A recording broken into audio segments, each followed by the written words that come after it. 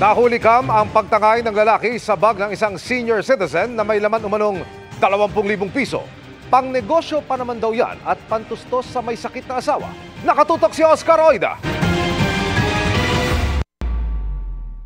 Dahan-dahang inaakyat ng isang lalaki ang kwartong ito sa barangay 157 sa Tondo, Maynila. Pasado 2:00 madaling araw kahapon. Nang makapanhik, nakapamewang pa siyang lumapit sa isang sulok. Kinuha at kinalikot niya ang isang bag. Tila tumingin-tingin pa ito sa paligid.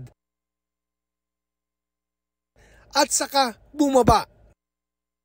Bago lumabas ng bahay, nakasalubong pa raw ng lalaki ang isa sa mga kasama sa bahay na kauuwi lang. Pagpasok ko dito, may nakita akong tao doon. May bitbit na siya na bag. Tapos inikot ko muna yung paligid. May nakita akong bag dito sa upuan na parang kinalkal na niya.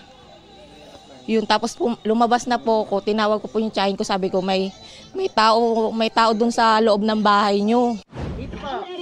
Pagmamay-ari ng 76 anyos sa si Lola Epifania ang ninakaw na bag na may laman umanong perang nasa 20,000 piso.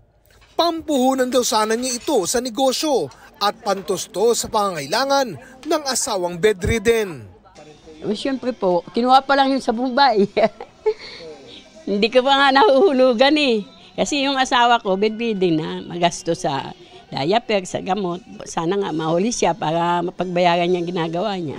Agad niya itong nai-report sa barangay at natukoy na raw nila ang lalaki. Alam niyo kasi yung taon na yan, siyempre drug dependent yan. Kaya walang mga kasama yan, kahit na lumalakad ng mag-isa yan. Madalas, ilang beses na rin nakakulong, makukuha namin yan. Yun lang pinapangako ko. Para sa GMA Integrated News, Oscar Oida, nakatutok, 24 oras.